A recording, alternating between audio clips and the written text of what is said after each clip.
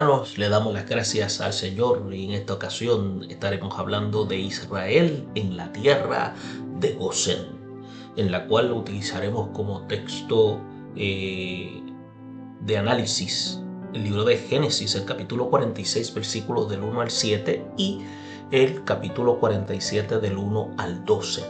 El pensamiento central indica que el Señor tiene siempre un recurso a la mano para que su pueblo no quede desamparado. Y vamos a ver cómo Génesis 46:3 indica, diciendo lo siguiente: y dijo, yo soy Dios, el Dios de tu padre, no temas de descender a Egipto, porque allí yo haré de ti una nación grande.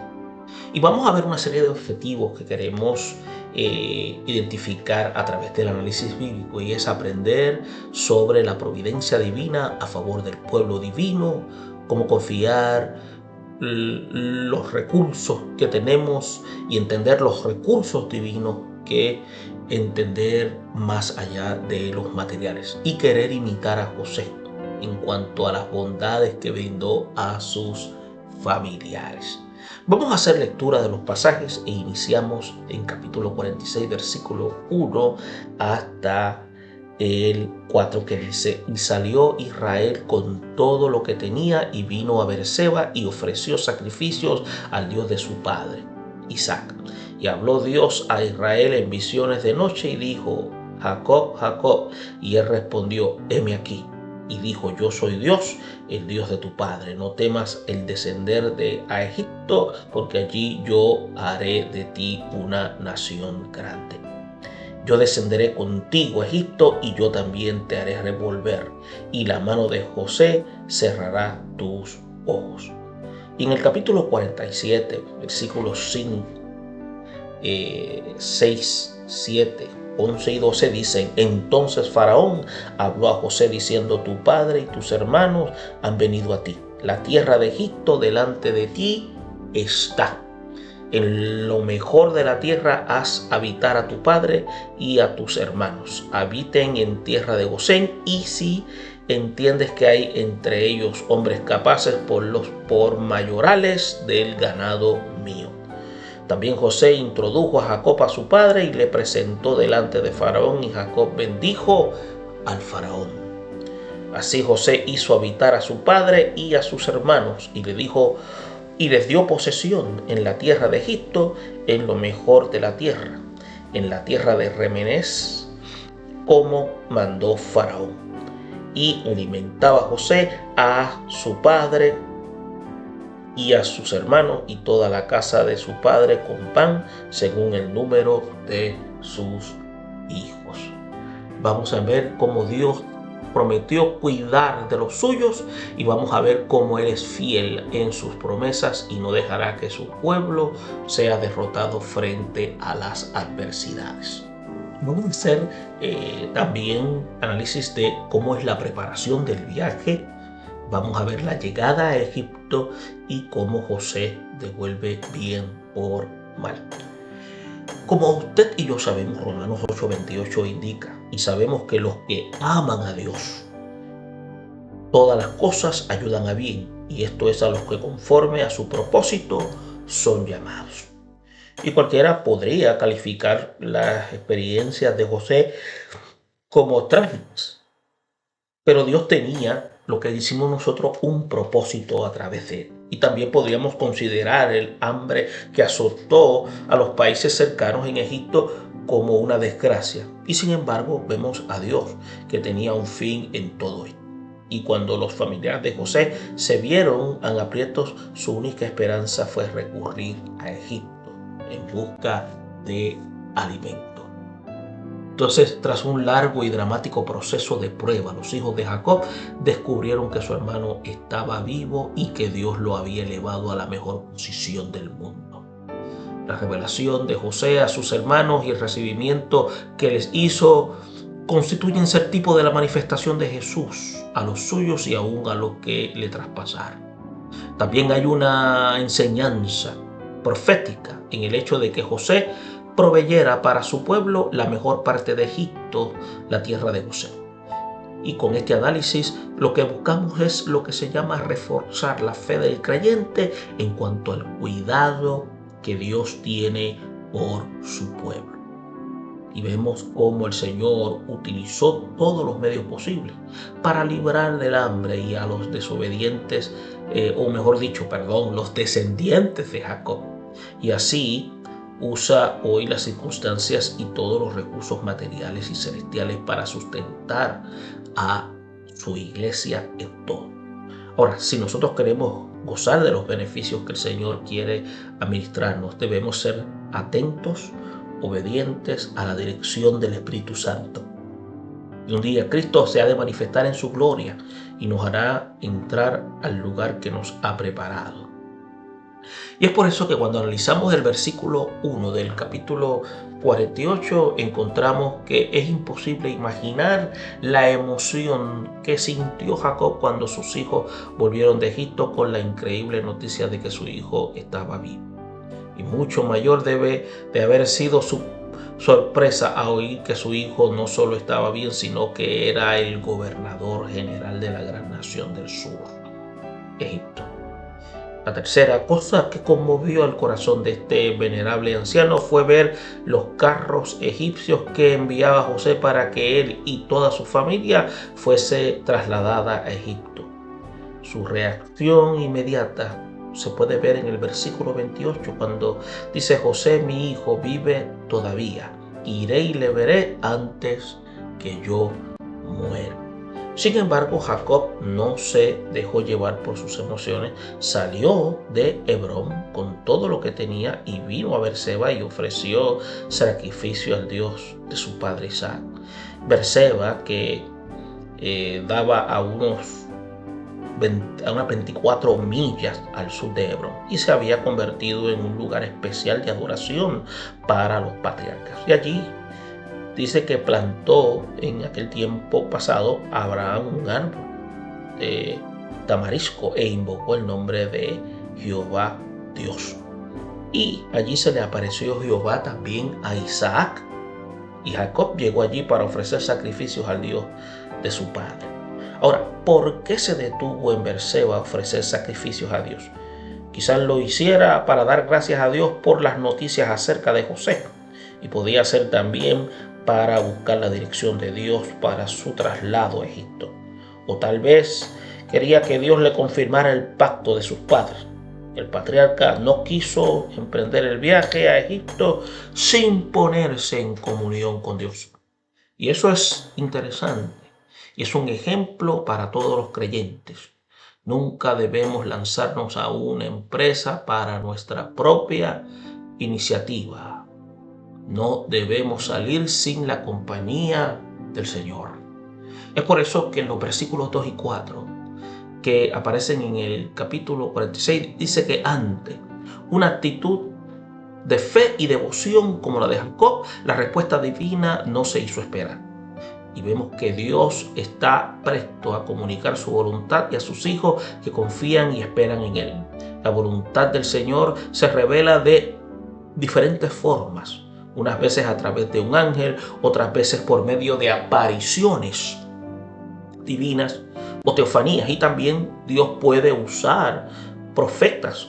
Y otro medio permanente de comunicación divina es su palabra escrita. Pero en esta situación vemos que habló a Israel en visión de noche. Y los sueños constituyen ser otra avenida para lo que Él puede llegar a ser parte del instrumento de Dios al creyente. Entonces podemos notar que Dios se dirige al patriarca llamándolo Jacob. Algunos intérpretes opinan que esta repetición de su antiguo nombre era una forma de recordarle que el Dios que había tratado con él desde su infancia era el mismo que lo enviaba ahora a Egipto. En el versículo 3 se asegura que Él es el mismo Dios de su padre, a la vez que le promete hacer de él en Egipto una gran nación. Entonces Dios es invariable, sus promesas son fieles y verdaderas. Solo requiere fidelidad de parte de su pueblo. El pacto que hizo con Abraham seguía y sigue siendo el mismo. Y eso debe darnos lo que se llama aliento y fe, pues como se ha indicado en otras partes, nosotros estamos incluidos en las promesas de Dios al Padre de los creyentes. La promesa que Dios le hizo a Jacob. Y eso debe darnos aliento y fe, pues como se ha indicado en otras partes, estamos incluidos en las promesas de Dios al Padre de los creyentes. Y la promesa que Dios hizo a Jacob en el versículo 4 era todo lo que él esperaba. Yo descenderé contigo a Egipto. Y además hallamos allí una profecía de importancia.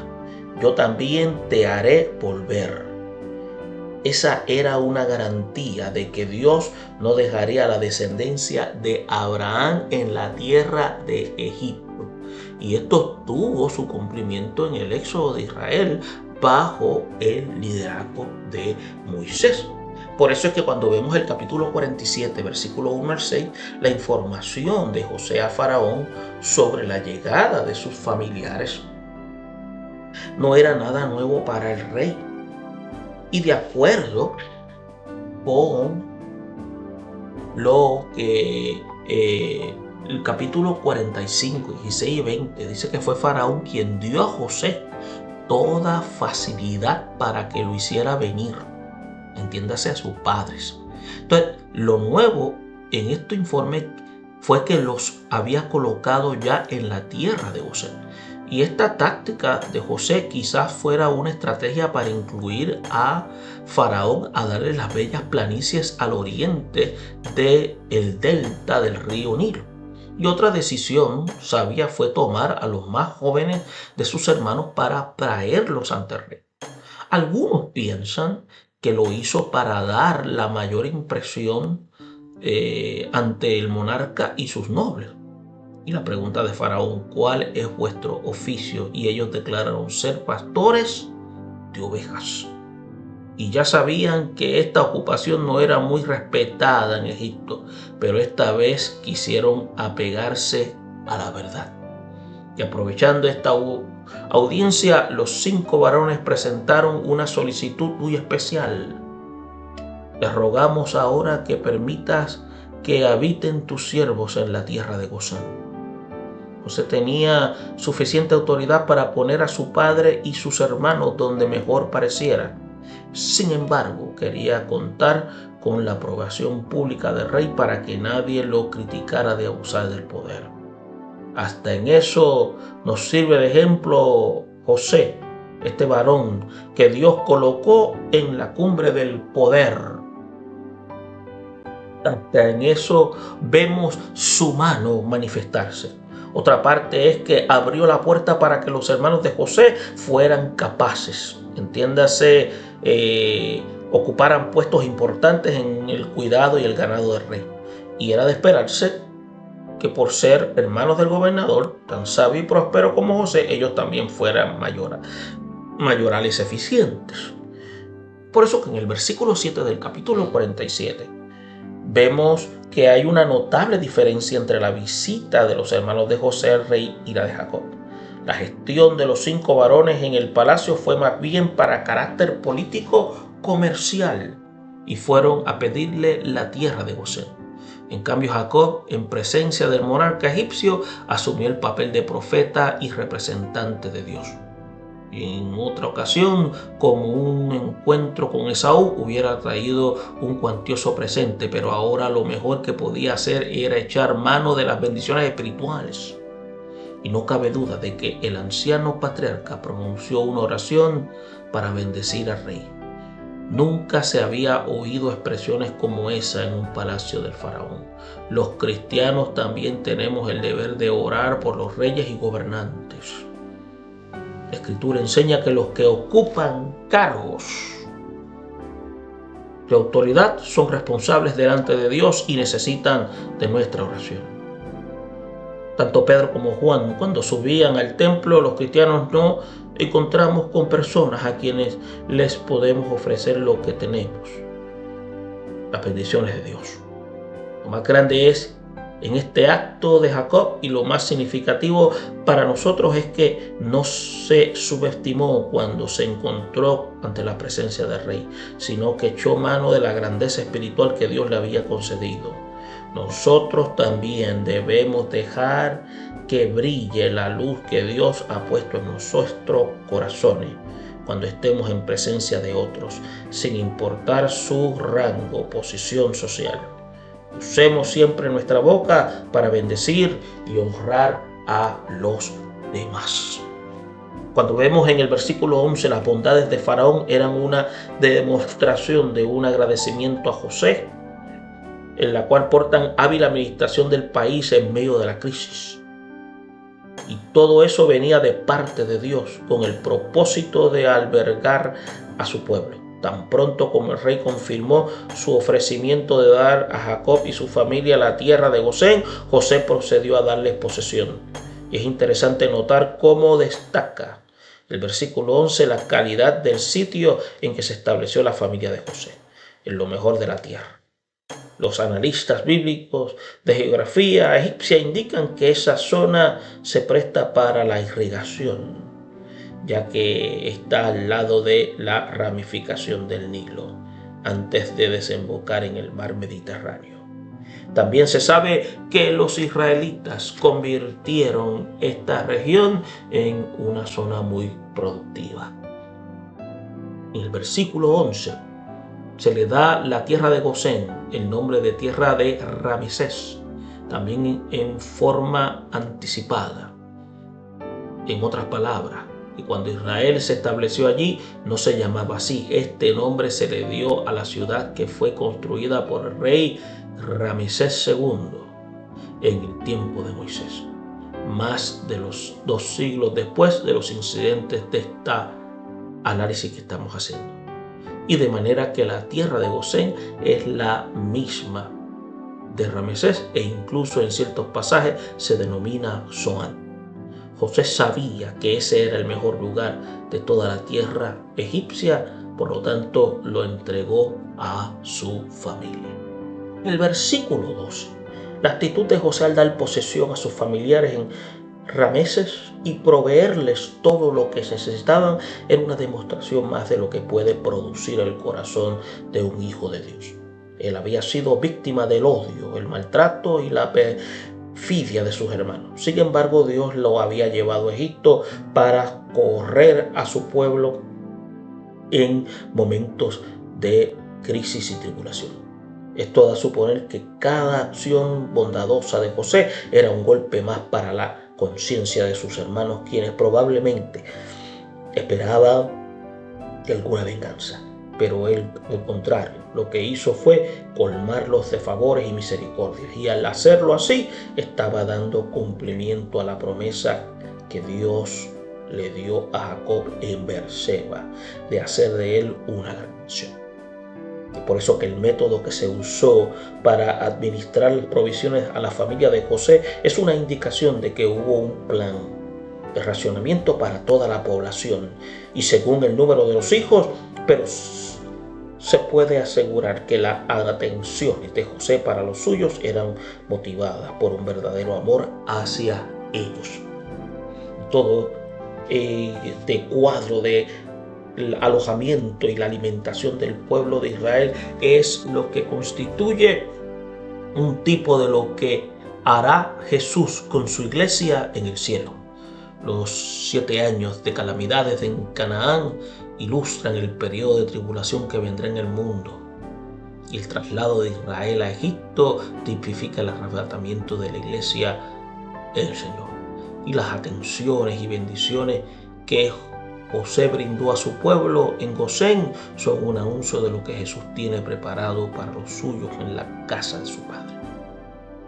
Es por eso que vemos lo interesante de la esperanza de los creyentes. Tenemos a Jesús a la diestra del Padre, preparando lugar y colmando a todo bien para nosotros. Podemos decir que la angustia que agobió a Jacob por tanto tiempo por la desaparición de su hijo terminó cuando supo que éste vivía.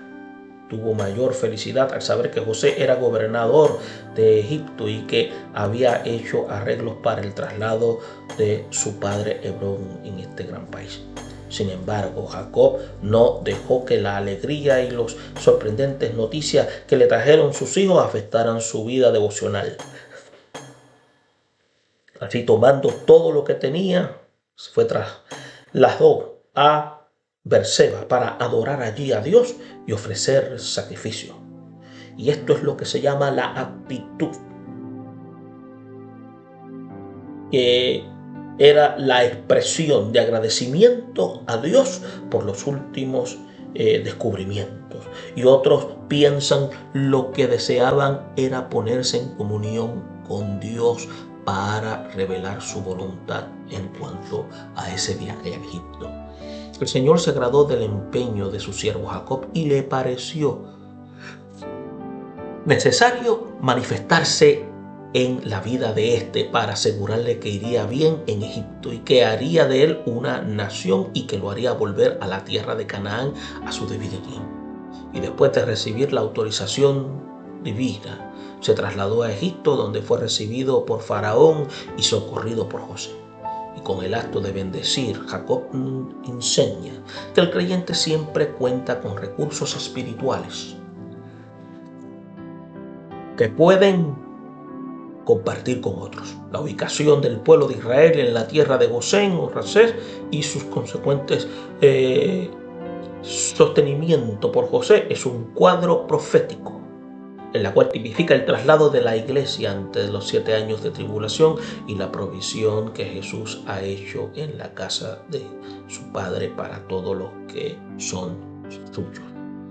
De esta forma, creyentes, hallamos en la historia el traslado de Israel a Egipto en una serie de análisis de valor espiritual. Tenemos que aprender que Dios cuida de lo suyo, que es fiel a sus promesas y que no dejará que su pueblo sea azotado por la tribulación.